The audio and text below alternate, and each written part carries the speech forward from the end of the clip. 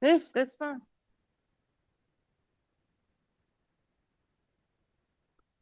Yeah, no, thanks, Chair, once again. Mr. McBride, do you understand the adverse impact of making far-fetched accusations against any member of the society in this committee, before this committee? Do you understand the adverse repercussions? You mean in the same way allegations are made against me? No, I'm Yeah, asking. in this committee. I'm asking, do you understand? That is the question before you.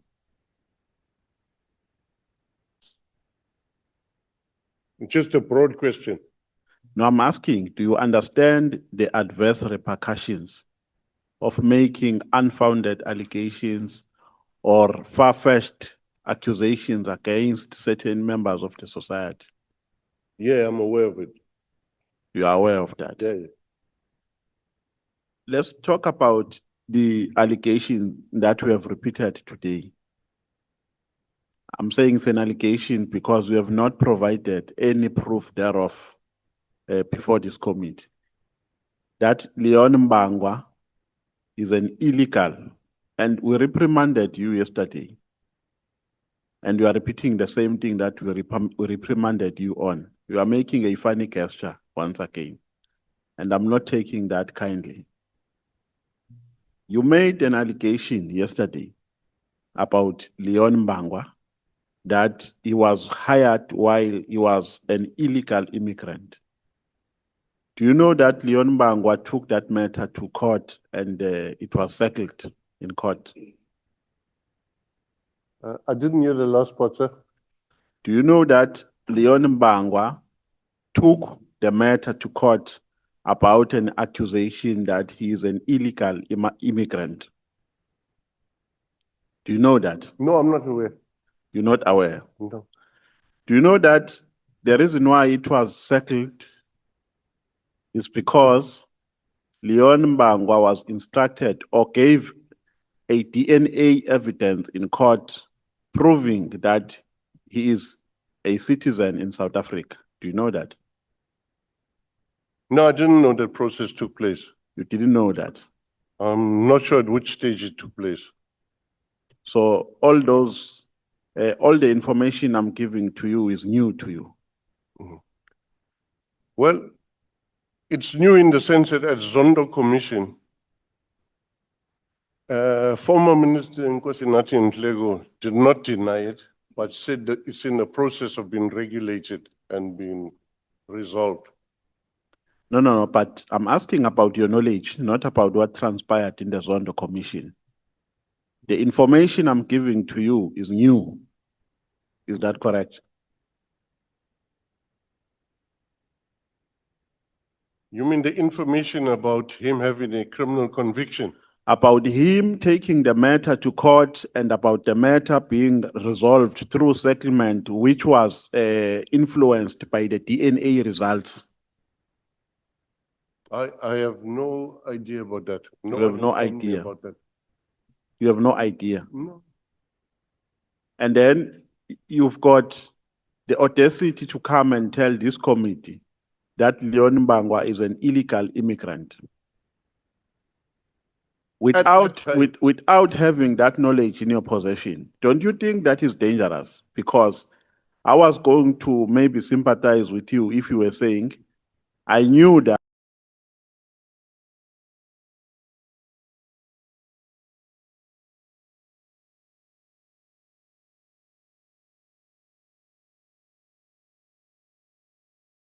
but I know it in a different way. This is what transpired. Now you don't. Yeah, no, thanks, Chair, once again. Mr. McBride, do you understand the adverse impact of making far-fetched accusations against any member of the society in this committee, before this committee? Do you understand the adverse repercussions? You mean in the same way allegations are made against me. No, I'm Here in this asking, committee. I'm asking, do you understand? That is the question before you.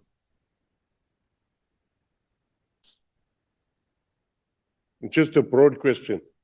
No, I'm asking, do you understand the adverse repercussions of making unfounded allegations or far-fetched accusations against certain members of the society? Yeah, I'm aware of it. You are aware of that? Yeah. Let's talk about the allegation that we have repeated today. I'm saying it's an allegation because we have not provided any proof thereof before this committee. That Leon Mbangwa is an illegal, and we reprimanded you yesterday. And you are repeating the same thing that we reprimanded you on. You are making a funny gesture once again. And I'm not taking that kindly. You made an allegation yesterday about Leon Mbangwa that he was hired while he was an illegal immigrant, and it was settled in court. I didn't hear the last part, sir. Do you know that Leon Mbangwa took the matter to court about an accusation that he is an illegal immigrant? Do you know that? No, I'm not aware. You're not aware? No.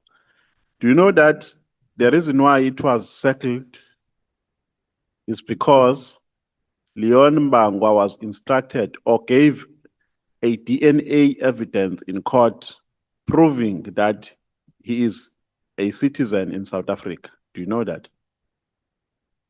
No, I didn't know the process took place. You didn't know that? I'm not sure at which stage it took place.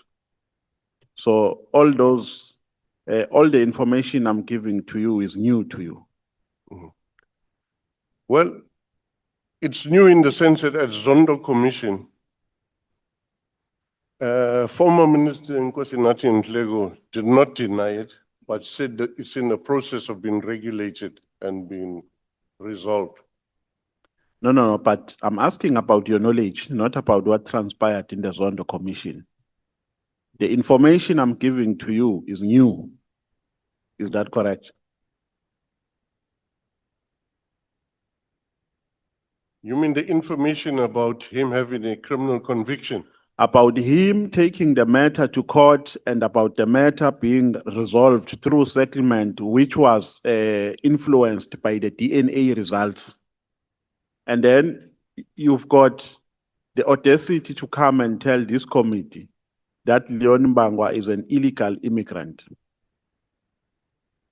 Without having that knowledge in your possession, don't you think that is dangerous? Because I was going to maybe sympathize with you if you were saying, I knew that, but I knew it in a different, I know that, but I know it in a different way. This is what transpired.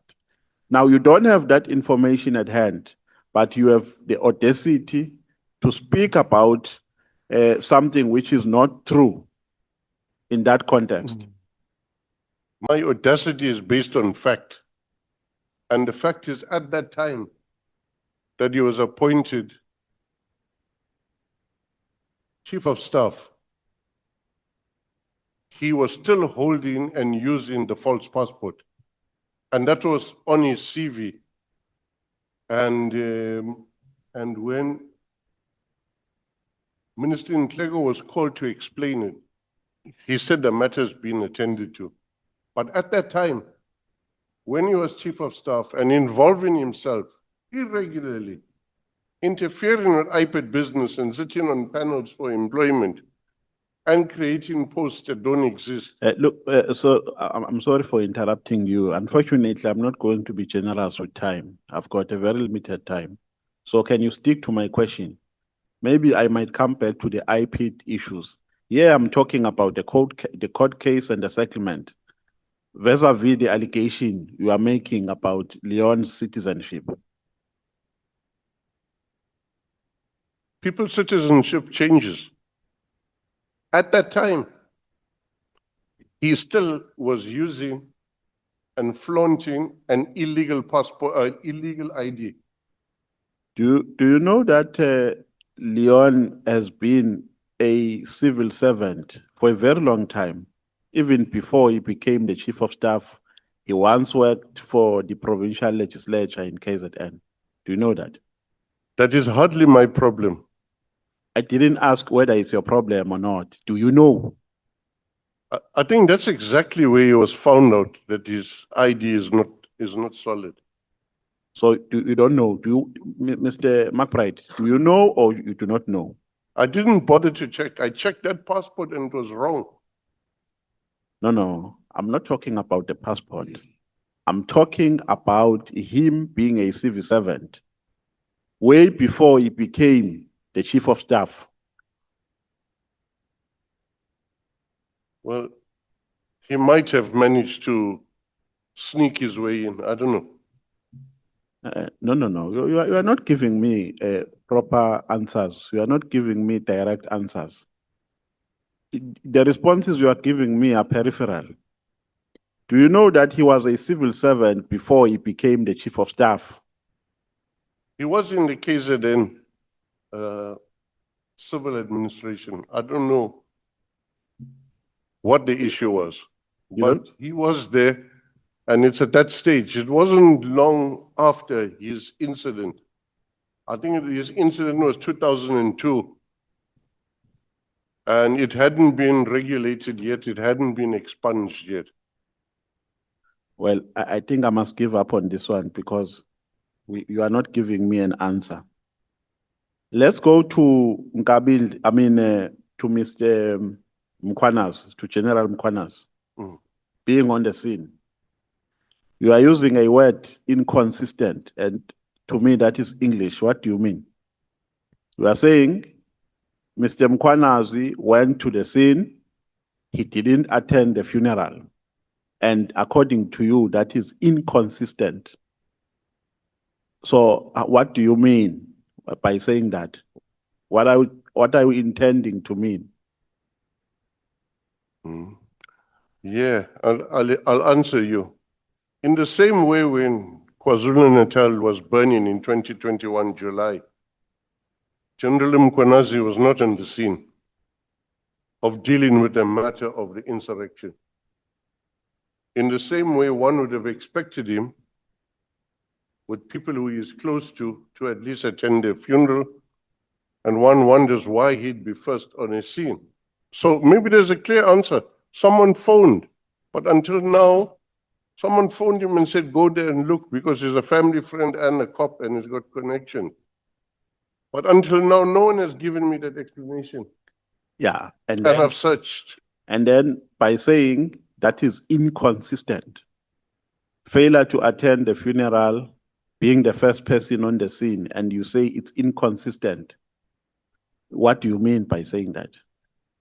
Or taking leave during a provincial emergency. And then what do you mean? What do you mean by saying that? It's inconsistent. Whatever you interpret that to mean, it's up to you. No. It's something to be looked I'm not interpreting. I'm seeking for your clarity. You are the one who's giving that word to us.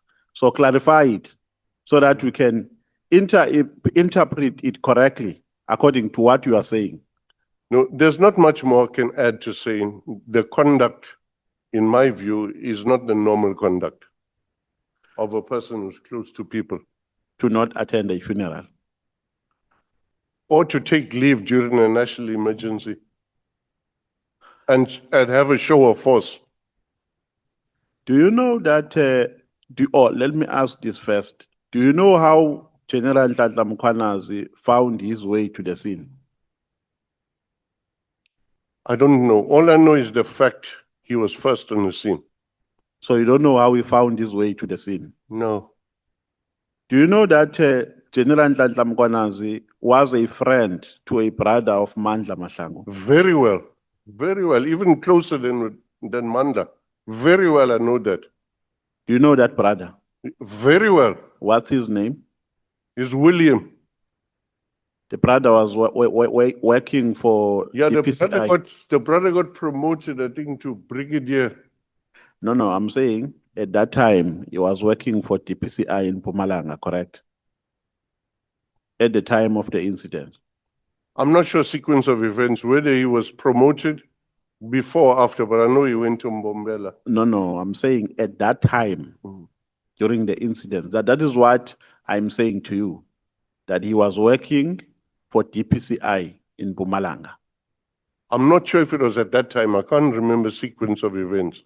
Now, if I say to you, General Nhlanhla Mkhwanazi got a call from the brother of Mandla Mahlangu, who told him that his brother, Mandla Mahlangu, has been shot, and instructed or requested him to go to the scene, what would you say?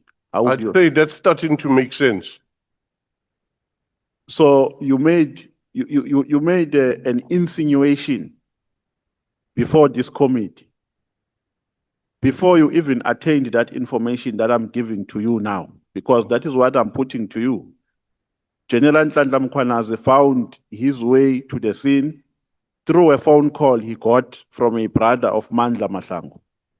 Yeah, it's starting to make sense now. Don't you think that you are being unfair to the people against whom you have made these allegations? Because as time goes by, I'm giving you information and you are changing your tone. And you are changing your tone having made adverse allegations against people. Because here, like the honorable member has said, that you are making a certain insinuation by saying his failure, Nhlanhla Mkhwanazi, to attend the funeral and him being on the scene is inconsistent. Yeah, that was my conclusion, my assumption that it's inconsistent. Is it correct to conclude based on assumptions? So it's not only one scene he was on 2 scenes. No. Before we go there, is it correct to conclude based on assumptions about people? That's how you start an investigation. No, I'm not talking about an investigation here. Did you investigate Mkhwanazi for getting into the scene? I'm not talking about an investigation. I'm saying, generally, is it correct to make accusations based on assumptions? Is that a correct approach? It's not an accusation. I said that's my assumption, and I found it inconsistent. I still think it's inconsistent. It's 2 occasions. How can it be? No, but I'm telling you what transpired now. I'm telling you that General Nhlanhla Mkhwanazi found his way to the scene through a phone call he got from the brother. So how is that inconsistent? So would I be wrong to assume you're in direct communication with General Mkhwanazi? I don't know. That's your own issue. I don't know. I'm not entitled to how you can think. And if that you found that to be inconsistent, why did you not raise it with the investigation team that was investigating the case of murder? I was not in a criminal justice system. There were other people looking at the matter, including some IPID investigators were trying to locate what is the issue. And yeah, I was out to the scene. Others, they found someone who I think is a patsy for the murder. Okay. Mr. McBride, may you take us through briefly on how a complaint is lodged at IPID, briefly. And at what stage do you come in as the director of IPID? Okay, very good. In terms of the legislation, I'm supposed to provide strategic direction on investigation. Strategic what? Direction, Okay. yeah. At what stage? Well, in terms of the act, it's a prerogative of the executive director. Sometimes there might, on systemic corruption, there might even not be a complaint, but information arrives. You can activate an investigation. Yes, you can go on. Are you done? Oh, absolutely, yeah. Are you done? Yeah. So that's how a complaint is lodged. No, I didn't say so. But my question is so, how is the complaint lodged with IPID?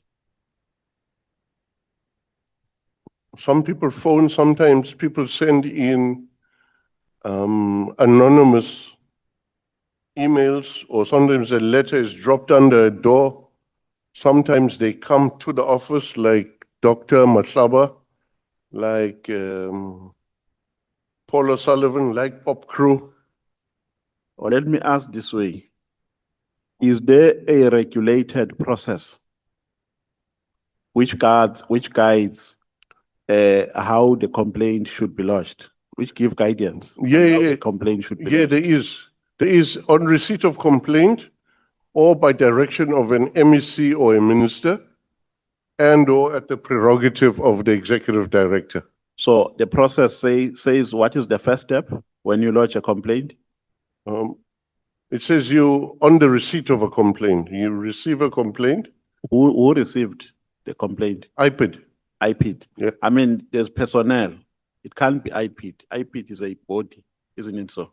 Or it can come in from local level or at a provincial office, or it can come to national straight. But my question is there no employee at IPID responsible for accepting complaints? I think at a later stage, someone had a hotline set up, but there was something dodgy about that hotline procurement issue. I can't remember. I was gone already. No, Mr. McBride, is there no person at IPID responsible for receiving complaints? Well, the responsibility stops with the executive director or the provincial head, depending on the circumstance. So when I lodge a complaint, I must lodge it in the first instance with the executive director. Is that Not necessarily. so? How does it go? How does it go? Now we are talking to the public. They want to know how a complaint is lodged with IPID. There is a website, and I think there's one of these 0800 numbers also. I don't know what's the setup now, talking to the public, but I do know a complaint made to us, we then allocate it to somebody. So the complaint is lodged on the website. Is that what you are saying?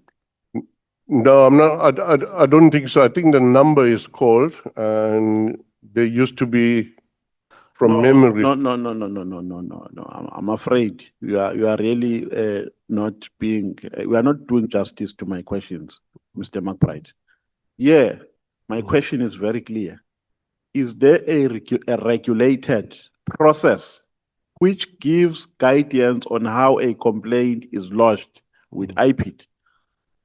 Because yes, it's in the act. Yes. Then you must take us through on the steps that are entailed in the act. How does it happen? How do you lodge a complaint with IPID? I explained it, the receipt of complaint, the normal way people communicate. You come in personally, you write a letter, you... Yes. And then in the first instance, that complaint goes to? Does it go straight to the investigating officer, or there is a person who receives a complaint and assess if this complaint really can be investigated by IPID, and then if it can, then it gives it to another person, and if it can't be investigated by IPID, then they respond to a complainant to say, this does not fall within our jurisdiction. Does it go that way? I'm trying to help you now because I'm panicking. Sorry?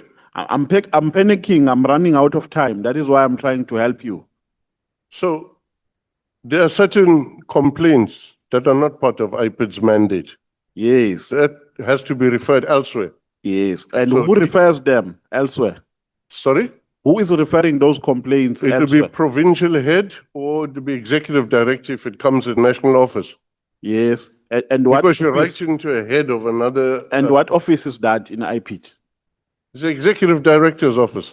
So they go straight to your office? Not straight to my office. Yeah. Where do they go? In the first instance? Wherever they go before they reach my office. Yeah. So if I send a complaint to IPID, I send it to wherever I can send it at IPID. Is that what you are saying? It has to be an IPID office though. Where at IPID? We're explaining to the public now to say, if you have a complaint here in the MK party, we have a person called Shongwe, send it to Shongwe. So let me give you an example. At some stage, the economic freedom fighters had a complaint. They made an appointment with my office and they came in and explained the complaint. So they knew what to do and they have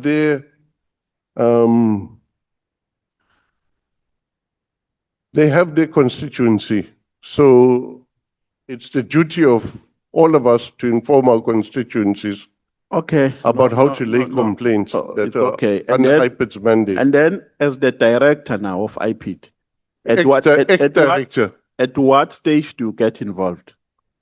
When it's referred to my office. When it's referred to your office. The in-tray. Okay, that is the only time you can get involved. I don't involve myself in stuff that's not mine. Okay. On page 71,